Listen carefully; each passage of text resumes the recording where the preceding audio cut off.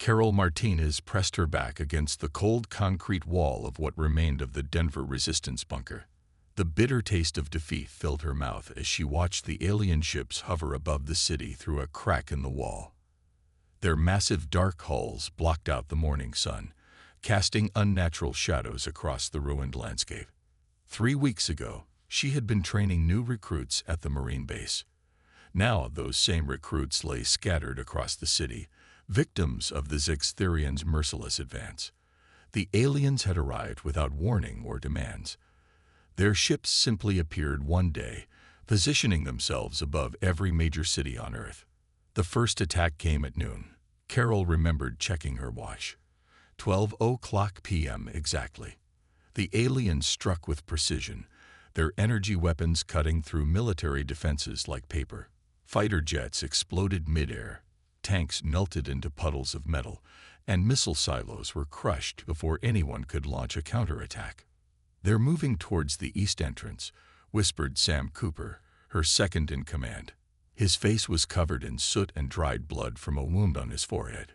"We've got maybe 10 minutes before they find us." Carol nodded, her mind racing through their limited options. Around her, the last 37 survivors of the Denver resistance huddled in the darkness. They had fought hard, using everything from conventional weapons to improvised explosives, but nothing seemed to affect the alien shields. Through another crack in the wall, she watched as one of the alien drones patrolled the street. It moved with an unnatural smoothness, its metallic body reflecting the dim light. These machines had been the aliens' primary tool of conquest, autonomous, relentless, and seemingly indestructible. "What about the tunnel?" Carol asked, turning to Lisa Wright, their engineering specialist. Lisa had been working on extending their escape route for the past week, though they had hoped they wouldn't need it. "It's ready," Lisa replied, her voice barely above a whisper. "It leads to the old subway system. We can access the maintenance tunnels from there, but—" She hesitated. "We don't know what's waiting for us down there." Carol looked at the faces around her, tired, scared, but still determined. They had civilians with them, doctors, teachers, even a few children. These people had trusted her to protect them, to lead them in humanity's darkest hour. A loud explosion shook the bunker, sending dust and small pieces of concrete raining down on them. The aliens were getting closer. "Everyone, grab what you can carry," Carol ordered, keeping her voice steady despite the fear gnawing at her gut. "Essential supplies only. We move in 2 minutes." As the survivors quickly gathered their belongings, Carol pulled out an old photo from her pocket. It showed her unit from just a month ago, all smiling, none of them knowing what was coming. She touched the picture one last time before placing it on a nearby table. They couldn't afford to carry memories now. The sound of alien weapons grew closer. Through the walls, Carol could hear the distinctive hum of their energy weapons charging up. Time was running out. "Move out," she commanded, gesturing toward the hidden tunnel entrance. "Quick and quiet. Sam, take point. Lisa, you're with me at the rear." As the last of the survivors disappeared into the darkness of the tunnel, Carol took one final look at their bunker. This had been humanity's last stand in Denver, and now they were abandoning it. But as she sealed the tunnel entrance behind her, a thought struck her. Maybe going underground wasn't a retreat. Maybe, just maybe, it was exactly where they needed to be. The aliens might have conquered the surface, but they had no idea what secrets lay beneath their feet. Peter Walsh wiped the sweat from his forehead as he studied the alien drone parts scattered across his workbench. The old missile silo's emergency lights cast a dull red glow over the components, giving them an eerie appearance. He had been working for 16 hours straight, trying to understand how these machines functioned. The drone had crashed 3 days ago during a thunderstorm. The locals who found it managed to drag it to his underground facility before the alien patrols could recover it. Now, deep beneath the Kansas wheat fields, Peter had made a discovery that could change everything. He picked up his notebook, flipping through pages of calculations and observations. The complex alien technology, which had seemed so advanced and unstoppable on the surface, had a surprising weakness. During the thunderstorm, a lightning strike had completely disabled the drone's systems. "It's not just the lightning," he muttered to himself, reaching for the old electromagnetic pulse generator he had salvaged from the silo's original equipment. "It's any strong electromagnetic pulse." The sound of footsteps echoing through the concrete corridors made him look up. Mary Duncan, his assistant and former nuclear facility technician, entered the workshop carrying 2 cups of coffee. "You're still at it?" she asked, setting 1 cup beside him. "It's past midnight." Peter nodded, taking a grateful sip of the coffee. "Look at this," he said, pointing to the drone's central processor. "Their technology is incredibly advanced, but they never developed protection against electromagnetic interference. They'd probably never needed to. Their shields stop everything else." Mary leaned in closer, her eyes widening as she understood the implications. "So a strong enough EMP could shut down everything they have," Peter finished. "Their drones, their ships, their communication systems, all of it." He stood up and walked to the large map pinned to the wall. Red dots marked the locations of known alien command centers, while blue dots showed the remaining nuclear facilities and military installations across the Midwest. "The aliens think these places are useless," he explained, tracing a line between the dots. "They disabled the weapons but left the infrastructure intact. They never bothered to check what else these facilities could do." Mary moved to stand beside him, studying the map. "We'd need to coordinate with other facilities. The pulse would have to be strong enough to cover major cities." Peter nodded again. "That's why we need to contact other bunkers. There must be more people out there, hiding in places like this. The aliens control everything above ground, but down here—" he gestured to the thick concrete walls around them. "Down here, we still have a chance." A crackle of static from the old radio system interrupted them. Both turned to look at the ancient equipment that had been gathering dust in the corner. Peter rushed over, adjusting the frequency dial. "Hello," a voice came through, weak but clear. "This is Susan Baker, broadcasting from Facility 23. Is anyone receiving?"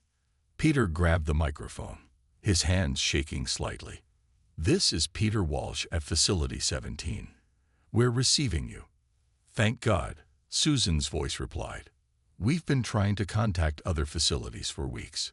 The old copper lines still work. The aliens aren't monitoring them." Peter looked at Mary, hope lighting up his face for the first time in months. "Susan, we've made a discovery here. Something about the aliens' technology. Can you maintain this connection?" "Yes," came the reply. "The lines are secure." "What have you found?" Peter took a deep breath. "We might have found their weakness, but we're going to need help, a lot of help." As he began explaining his discovery, Peter couldn't help but smile.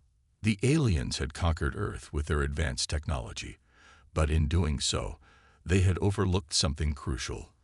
The old, outdated systems they considered beneath their notice might just be their undoing. Susan Baker's fingers moved quickly over the old telephone switchboard, connecting lines between various underground facilities. The dim light of her workspace, an abandoned telephone exchange station beneath Pittsburgh, flickered as she established another connection. Her years of experience as a telecommunications specialist had never been more valuable than now. "Facility 31. This is Control." Connection established with Facility 17. She spoke into her headset. Around her, 3 other operators worked at similar stations, each managing communications between different bunkers across the country. The room hummed with the sound of ancient machinery. These old copper wire systems, considered obsolete decades ago, had become humanity's secret weapon. The aliens, with their advanced quantum communications, hadn't even bothered to check for these primitive networks. "Message received from Denver Group," said Paul Roberts, one of her operators. "Carol Martinez and 36 survivors made it to Facility 28. They're requesting connection to the network." Susan smiled, marking another point on the large paper map spread across her desk. That made 17 facilities now connected to their growing underground web. Each point represented hundreds of survivors, all working together in secret. A knock on the heavy metal door made everyone pause. The distinct pattern, 3 quick taps, 2 slow, identified the visitor as friendly.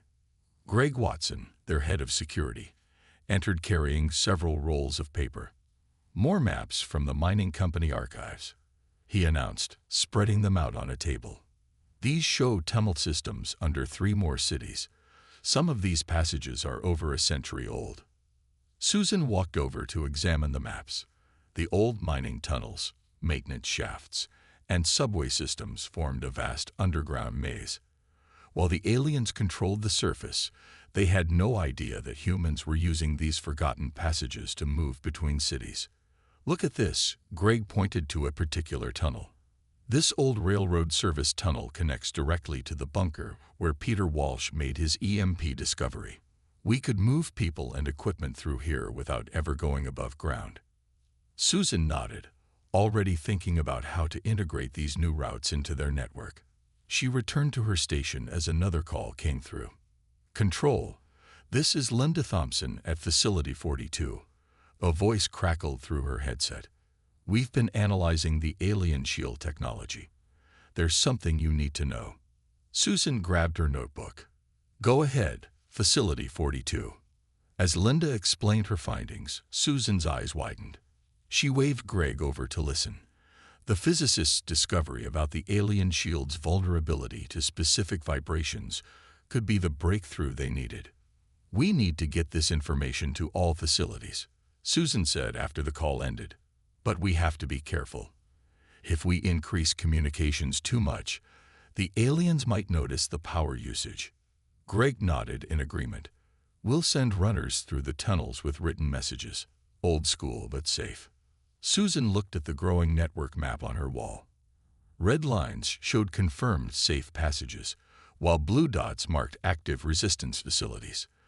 The web was expanding every day, connecting more survivors, sharing more resources.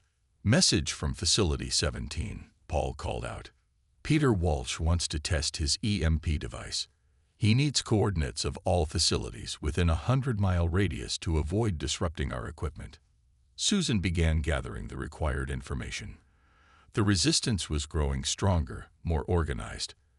The aliens might rule the surface, but underground, humanity was building something they couldn't see or stop. A network of hope, powered by the very technology they had dismissed as worthless.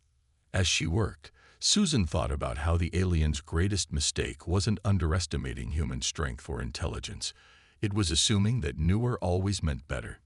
In their arrogance, they had given humanity the perfect shield: invisibility through obsolescence. Linda Thompson stared at the readings on her old oscilloscope, hardly daring to believe what she was seeing. The salt mine laboratory around her was quiet except for the soft hum of salvaged equipment. She had been studying a piece of alien shield technology for weeks, and finally, something made sense. She picked up the microphone, connected to the underground telephone network. "Susan, are you there? It's Linda. I need to speak with Peter Walsh immediately." While waiting for the connection, she watched the waves on her screen fluctuate. The alien shield fragment, no bigger than her palm, sat in a sealed chamber. She had been exposing it to different frequencies, and the results were fascinating. "Linda, this is Peter." His voice crackled through the speaker. "What did you find?" She adjusted her glasses, looking at her notes. "Peter, the shields aren't perfect. They'd vibrate when exposed to certain low frequencies, like a wine glass breaking when hit with the right musical note." In another corner of the lab, Joe Harrison looked up from his work. The former miner had been essential in expanding their underground facility, using his knowledge to create safe passages between different sections of the old salt mine. "That's interesting," Peter's voice came back. "But how does it help us? We can't exactly sing at their ships." Linda smiled. "No, but we can use the Earth itself. Joe, show him what we found in the Eastern Tunnel." Joe grabbed the microphone. "We discovered an old seismic monitoring station while expanding the facility. Still works too. Been watching the alien ships affect ground vibrations when they land. Linda spread out her charts on the desk. Peter, when their ships land, they create specific vibration patterns. But if we could generate our own vibrations at the right frequency, we could disrupt their shields. Peter finished her thought. Linda, this is brilliant. But how do we create vibrations strong enough? Joe leaned in again. Mining explosives. Set them off in the right spots, at the right depth. We used to do controlled blasts all the time. Still remember the calculations. Linda nodded excitedly. Combine that with your EMP discovery, Peter. Hit them with both at once. Disrupt their shields and fry their electronics.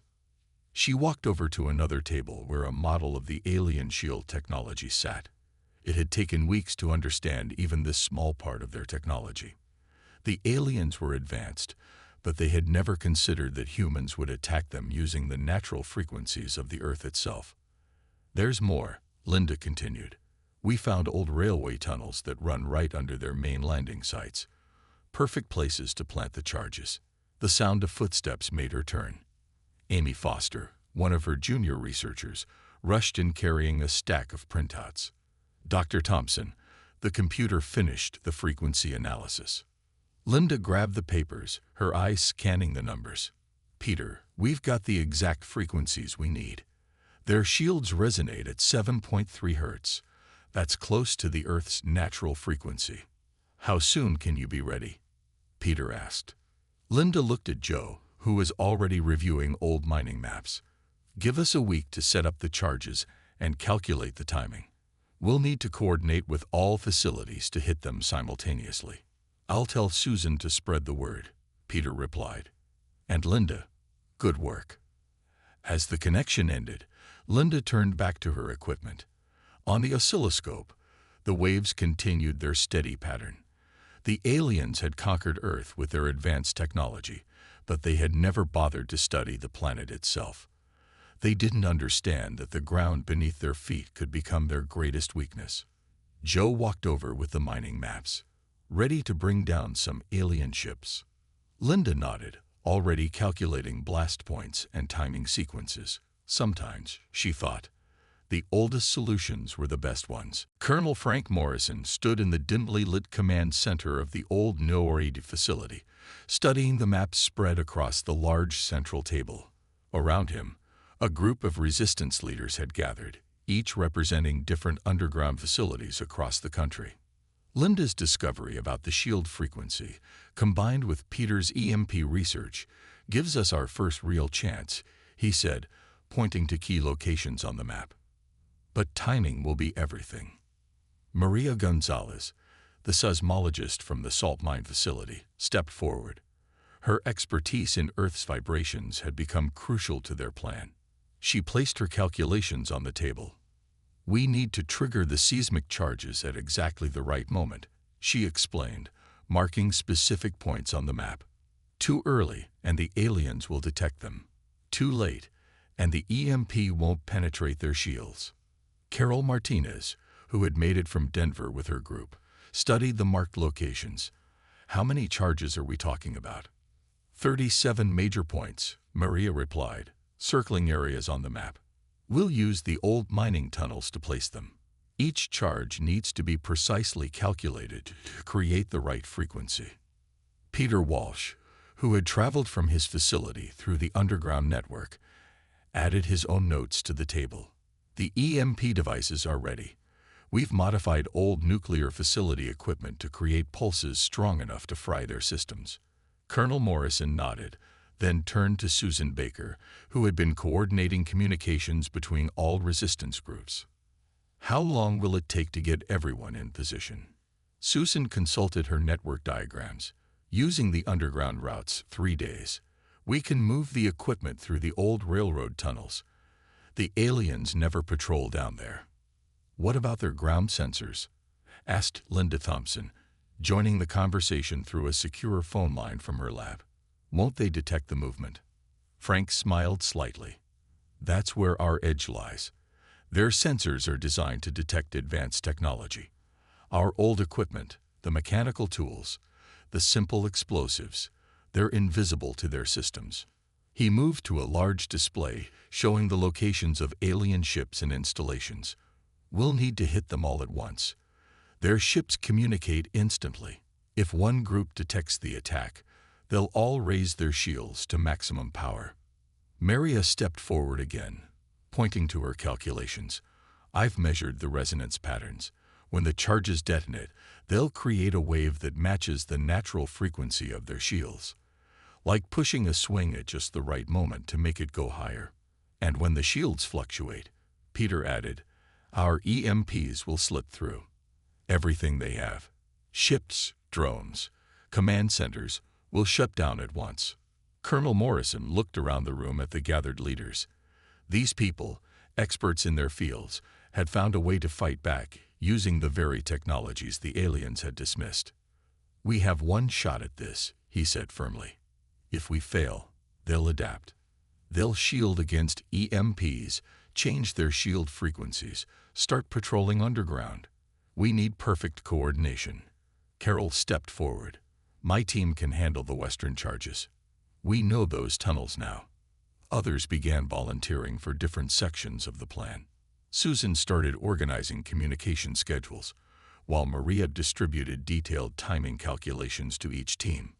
Remember, Frank said as the meeting concluded, no radio communications, no modern electronics until the moment we strike. We stay invisible, using their arrogance against them. They think they've beaten us because they control the skies. They forget that humans have been fighting from underground since the beginning of warfare. As the resistance leaders left to prepare their teams, Frank looked one last time at the map. Humanity had been pushed to the brink, forced underground by superior technology. But down here, in these tunnels and bunkers, they had found their strength again. The aliens were about to learn a costly lesson about underestimating human resourcefulness. Director Catherine White checked her old mechanical watch as she walked through the underground passages of the converted nuclear facility. The digital ones had been banned, too risky with alien sensors constantly scanning for electronic signatures. Around her, dozens of people worked in organized chaos, preparing for the largest coordinated strike in human history. Status report.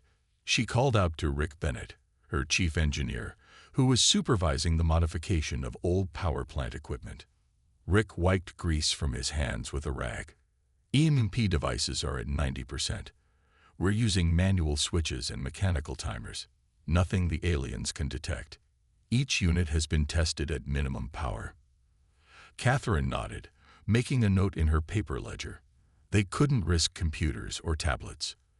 Everything had to be done the old way, with pen and paper, mechanical tools, and human memory. In another section of the facility, Alice Cooper worked with her team, preparing the seismic charges. They used old mining explosives, simple chemical reactions that wouldn't trigger alien detection systems. The timing mechanisms are set. Alice reported when Catherine reached her station. All mechanical, all synchronized to standard wind-up clocks. We've tested them down to the 10th of a second. The sound of boots on metal flooring made Catherine turn. A messenger arrived, breathing hard from running through the tunnels. They couldn't use phones or radios. All messages had to be delivered by hand. Message from Colonel Morrison, the young man said, handing over a sealed envelope. All Western facilities are in position. They're just waiting for the signal. Catherine opened the envelope carefully. Inside was a hand-drawn map showing the positions of all resistance groups. Green marks indicated ready status. Yellow meant in progress. Almost all the marks were green. She walked to the main staging area where Bill Parker, her logistics chief, was organizing supply distribution. Teams of workers loaded carts with equipment, using the old rail lines to move everything underground. How many facilities are still waiting for delivery? She asked. Bill consulted his charts. 3 more in the northeast sector. We're using the old subway tunnels. Should be done by tomorrow night. Above them, through hundreds of feet of rock and concrete, alien ships continued their patrols, their sensors sweeping for any sign of human resistance. But they weren't looking for the right things. They searched for energy signatures, radio waves, and advanced technology. They never thought to look for people using equipment from the last century. A young technician approached with another paper report. "Director, we finished converting the backup generators. All manual start, no electronic components. When the EMPs hit, our systems will keep running." Catherine studied the facility's master schedule pinned to the wall. Hundreds of tasks, all carefully timed, all coordinated without a single digital device. It was like stepping back in time, but it was their greatest advantage. "Tell all sections to begin final checks," she ordered. "Everything must be tested twice. We can't risk any failures." As her staff dispersed to carry out the orders, Catherine touched the old brass key hanging around her neck, the manual override for their main power systems. The aliens had conquered Earth with technology so advanced it seemed like magic, but humans had spent centuries building things before computers existed. They knew how to work with their hands, how to create and fight using nothing but mechanical ingenuity. In less than 24 hours, they would show the aliens that sometimes the simplest solutions were the most effective. As she watched her people work, Catherine smiled. The aliens had no idea that their greatest defeat would come not from matching their advanced technology, but from using technology so old they hadn't even considered it a threat. Commander Steve Phillips stood in the control room of Facility 17, his eyes fixed on the large mechanical clock on the wall. Around him, Resistance members waited in tense silence. Each person knew their role in what was about to happen. 5 minutes to 0 hour, he announced, his voice steady despite the weight of the moment. Below ground, in tunnels stretching across the continent, hundreds of resistance fighters stood ready at their stations. Each group waited beside their equipment.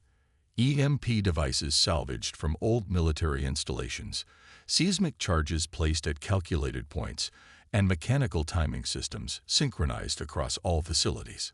In her salt mine laboratory, Linda Thompson watched the seismic monitors.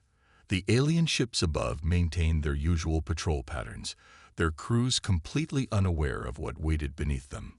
"All facilities report ready," came the whispered message, passed from runner to runner through the underground network. Steve checked his mechanical watch one last time. "Start the countdown," he ordered. The resistance members began their final preparations, using wind-up timers and manual switches. No electronic signals that could warn the aliens. At exactly midnight, the first phase began. Deep underground, charges detonated in perfect sequence. The blasts were precisely calculated, creating waves that resonated at the exact frequency Linda had discovered. Above ground, alien shield systems began to fluctuate, though their operators didn't understand why. "Phase 1 complete," Steve said into the old telephone line. "All facilities, initiate Phase 2. Across the country, resistance members threw massive mechanical switches. Power stored in modified generators surged through hastily assembled equipment. The resulting electromagnetic pulses shot upward, timed perfectly to strike as the alien shields reached their weakest point. The effect was immediate and devastating. Alien ships lost power, their advanced systems overloaded by the primitive but powerful EMPs. Drones fell from the sky like metal rain. Command centers went dark. The entire invasion force, so dependent on their technology, found themselves suddenly helpless. "Movement from all underground exits," reported Carol Martinez through the communication line. "Resistance forces are emerging. The alien ground forces aren't responding. Their weapons are dead." Steve watched through a periscope as alien ships crashed into empty fields. Their crews, trained to rely entirely on their advanced systems, had no way to operate their vessels manually. They had never considered that they would need to. "All facilities report success," came Susan Baker's voice over the line. "Alien technology is down across all major cities. Their communication network is offline." The underground resistance erupted from hidden exits across the country. They carried simple weapons, rifles, pistols, anything that didn't need complex electronics to work. The few alien ground troops they encountered were quickly overwhelmed. their powered armor nothing more than dead weight without power. Within hours, reports confirmed what seemed impossible just days before. The alien occupation was crumbling. Without their technology, the invaders had no way to maintain control. They had never bothered to establish a physical military presence, relying instead on automated systems and drones. Steve watched as more resistance members emerged from underground, helping to secure crashed alien ships and abandoned facilities. Already, engineers like Peter Walsh were examining the disabled alien technology, learning its secrets while it was vulnerable. Message from Colonel Morrison, a runner announced, arriving with a written note. The aliens are retreating. Their remaining ships are leaving Earth's atmosphere. The control room erupted in cheers. After months of hiding underground, using discarded technology and forgotten infrastructure, humanity had achieved what seemed impossible. They had defeated an advanced alien invasion force not by matching their technology, but by going back to basics. As Steve looked at the celebrating faces around him, he realized that the aliens' greatest mistake hadn't been underestimating human technology. It had been underestimating human adaptability. They had forced humanity underground, never realizing they were giving them exactly what they needed to fight back.